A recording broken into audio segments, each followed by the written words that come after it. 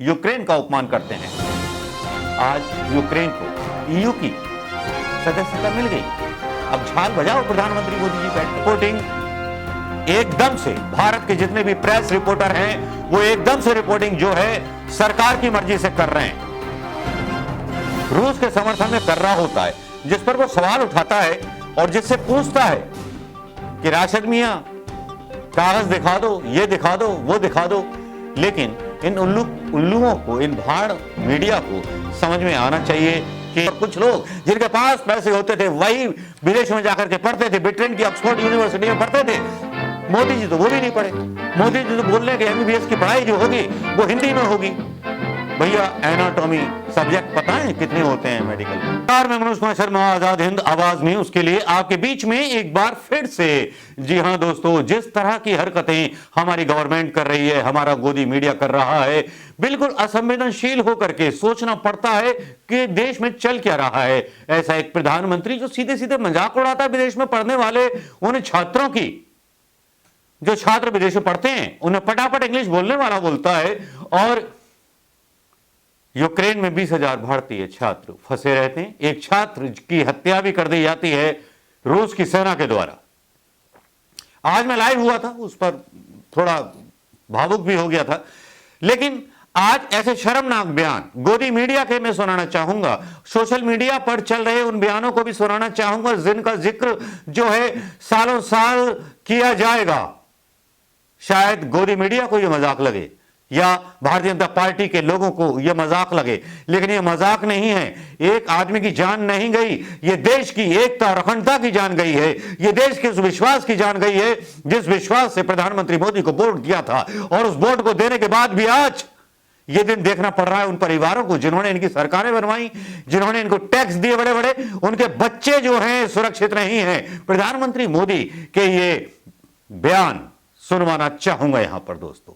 ये बयान सुनिएगा जरूर। पहले मोदी जी का बयान कि किस तरह से मजाक उड़ाते हैं, ये किस तरह से मजाक उड़ाते हैं चुनाव में जीतने के लिए, गरीबों के बीच ये दिखाने के लिए कि मैं पैसे वालों के खिलाफ हूं, जबकि सच्चाई तो यह है कौन किसके साथ है ये तो दुनिया जानती है। अपने बच्चों को पढ़ाने की चिंता भी नहीं होती, वो तो चपाचप अंग्रेजी पढ़ लेते हैं और विदेशों में पढ़ने चले जाते हैं। मैंने तो कह दिया अब डॉक्टर बनना है तो अंग्रेजी की जरूरत नहीं है, अपनी मातृभाषा में पढ़ करके डॉक्टर बन सकता है। अब अपनी मातृभाषा में पढ़ करके इंजीनियर बन सकता है। ये धनी गरीब परिवारों को लूट करके जिन्होंने रुपये कमाए हैं, ये परिवारवादी लोग जो हैं अपने बच्चों को अच्छे से अच्छे स्कूल कॉलेजों में दाखिल करा लेते हैं, विदेश भेज देते हैं। गरीब के बच्चों को, मध्यम वर्ग के बच्चों को अच्छी पढ़ाई मिले, इसकी चिंता हमारी सरकार कर रही है। भाजपा की सरकार ने गरीब बच्चों की स्कॉलरशिप बढ़ाने से लेकर ये वीडियो आपने सुन लिया होगा, प्रधानमंत्री जी का वो तंज भी सुन लिया होगा। लेकिन एक अपील इसके बीच डालूंगा सोशल मीडिया पर, जहां 3 बच्चियां गायब हैं। पाकिस्तान ने अपने स्टूडेंट्स को निकाल लिया, सारे देशों ने अपने स्टूडेंट्स को निकाल लिया, लेकिन ये बच्चियों का वीडियो जरूर देख लीजिए दोस्तों। क्या करेंगे हम लोग यहाँ पे? इंडियन एम्बेसी हम लोग का कोई ख्याल रखिए। सीधे मुल्क बोले तुम्हारी इंडियन एम्बेसी ने नहीं बुलाया तो हम क्या करें? कोई नोटिस नहीं हमारे पास तुम्हारा। ये बच्चियों का वीडियो भी देख लिया होगा, प्रधानमंत्री का बयान भी सुन लिया होगा। और बच्चों का वीडियो देखने के बाद इनकी सपोर्ट में जिस तरह से जब मौत की खबर आती है नवीन की, कर्नाटक के नवीन की, तब गोदी मीडिया जो है हेडलाइन सुरक्षित करने लगता है।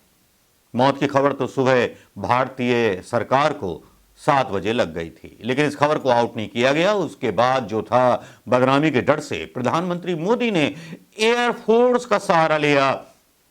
लेकिन जो बयान आपने सुना होगा इस गोदी मीडिया वाले का, इस पत्रकार का, आज तक के पत्रकार का, जो भारतीय जनता पार्टी का प्रवक्ता बना हुआ खुद घूम रहा है, यह दावा करता है कि सरकार ने तो अपनी तरफ से एडवाइजरी चालू कर दी थी, उड़ानें भी चालू थी, ये चालू थी, लेकिन भारत सरकार की कितनी उड़ानें चालू थी, क्या इसका डेटा अंजना कश्यप या भड़वे लोग दे पाएंगे?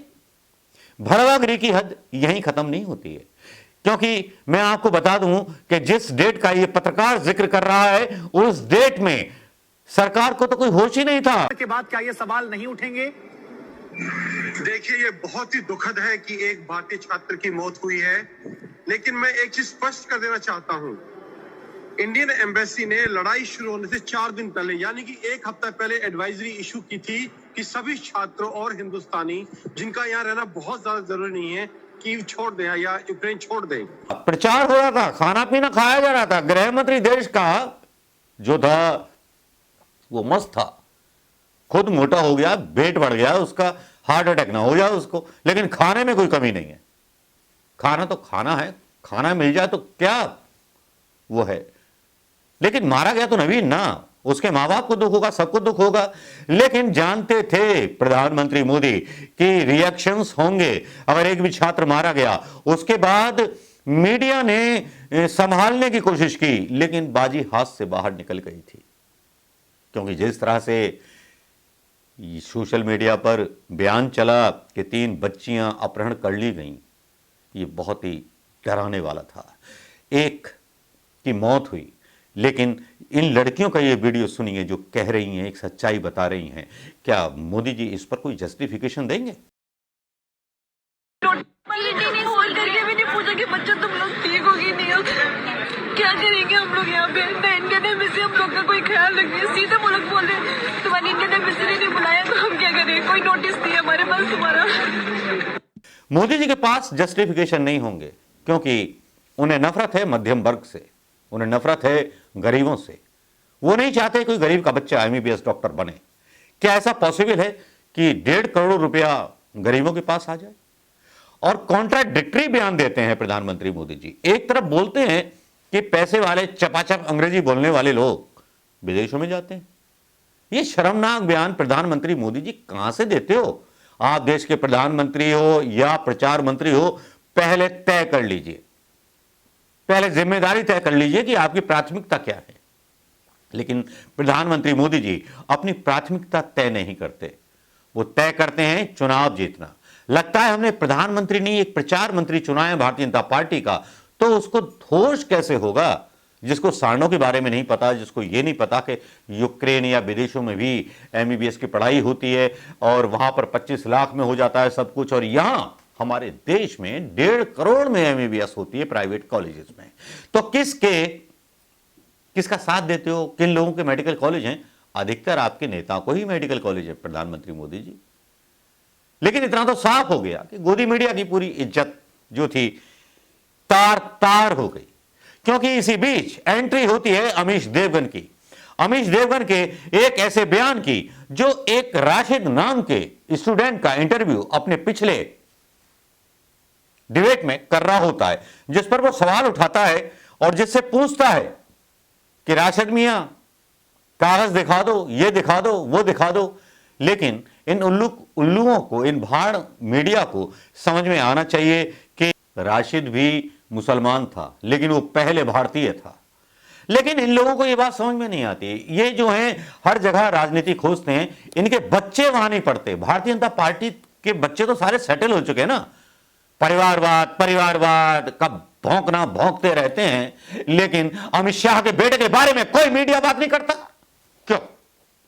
आखिर क्या फटती है ऐसी मीडिया की कि मीडिया पूरा भाजपा प्रवक्ता बन जाता है, दलाल बन जाता है, और रूस की तरफ से रिपोर्टिंग हो रही है। यह रिपोर्टिंग एकदम से भारत के जितने भी प्रेस रिपोर्टर हैं वो एकदम से रिपोर्टिंग जो है सरकार की मर्जी से कर रहे हैं। रूस के समर्थन में खबरें दिखाई जा रही हैं। क्या होगा हमारे उन विदेशों में रह रहे भारतीय छात्रों का, जब प्रधानमंत्री बोलते हैं कि छोटे छोटे देश यूक्रेन का अपमान करते हैं। आज यूक्रेन को ईयू की सदस्यता मिल गई। अब झाल बजाओ प्रधानमंत्री मोदी जी, बैठ करके बैठे रहो अलग किनारे पर, क्योंकि आप जब पॉलिसी की बात आती है तब नेहरू का हवाला देते हो कि नेहरू जी बना गए थे पॉलिसी। वैसे नेहरू ने तो देश बर्बाद कर दिया। खुल के बोलो ना, हम सोवियत संघ रूस का साथ देते थे, एक तानाशाह का नहीं, एक आतंकवादी का नहीं। जो आतंकवादी ये बोल रहा है कि मैं विश्व को खत्म कर दूंगा, रूस के बिना दुनिया का मतलब नहीं, उसमें तुम्हारा भी नंबर पहले लगेगा। जब हमारे छात्र की गोली मार करके हत्या की जाती है रशियन सेना के द्वारा, तब आपका एक बोल आना चाहिए था। लेकिन सत्ता चली जाएगी, रूस की सेना उतर गई, तो आप जेलेंस्की की तरह तो नहीं रुक पाओगे। आप तो छोड़कर डंडा लेकर के, झोला डंडा लेकर के निकल जाओगे। शर्मनाक हमारा मीडिया और शर्मनाक हमारी सरकार। भाई थू थू भी नहीं कर सकते क्योंकि इनको लोकतंत्र का समर्थन मिला है। लेकिन प्रधानमंत्री मोदी जी को कुछ ही बोलने से पहले सोचना चाहिए, बातों को तोलना चाहिए, शब्दों को तोलना चाहिए कि इस तरह के बयान देश की जनता को कितना हर्ट करेंगे, मीडियम वर्ग को कितना हद करेंगे। वे कहते हैं 70 साल में कुछ नहीं कहा, 70 साल में आम हिंदुस्तानी को इतना समर्थ बना दिया कि विदेशों में बच्चे पढ़ते थे। जब कभी की बात होती थी आजादी से पहले की, तो गांधी, नेहरू और कुछ लोग जिनके पास पैसे होते थे वही विदेशों में जाकर के पढ़ते थे, ब्रिटेन की ऑक्सफोर्ड यूनिवर्सिटी में पढ़ते थे। मोदी जी तो वो भी नहीं पढ़े। मोदी जी तो बोल रहे हैं कि एमबीबीएस की पढ़ाई जो होगी वो हिंदी में होगी। भैया एनाटॉमी सब्जेक्ट पता है कितने होते हैं मेडिकल में? उसका हिंदी अनुवाद में कोई पुस्तक छपवाई है क्या प्रधानमंत्री मोदी जी? अगर छपवाई हो तो बता देना। भक्तों अगर आपके पास हो तो वो बता देना मुझे। सारा मतलब ऐसा, मतलब क्या बोलूं, ऐसा पीएम चुना है, मतलब प्रचार मंत्री और जोकरगिरी करने में नंबर 1। देश हिंदू राष्ट्र होना चाहिए, मंदिर बनना चाहिए। तो बेटा मंदिर बनना है, वोट यही लोग देते हैं जो 20,000 यूक्रेनी वाले लोग हैं, यही हिंदू वर्ल्ड बनाना चाहते हैं, हिंदू राष्ट्र बनाना चाहते हैं। देख लो ना अब क्या हाल हो रहा है। और अमीश देवगन जैसे लोग नफरतें पैदा करते हैं, युद्ध में भी, आपदा में भी अवसर ढूंढते हैं। दोस्तों कैसा लगा ये वीडियो? अगर अच्छा लगा हो तो शेयर करना मत भूलिएगा, सब्सक्राइब करना मत भूलिएगा और बताइएगा, जताइएगा कमेंट कर करके अपने विचार। भड़ास निकालिएगा, आज खुल करके भड़ास निकालिएगा। नमस्कार, जय हिंद दोस्तों।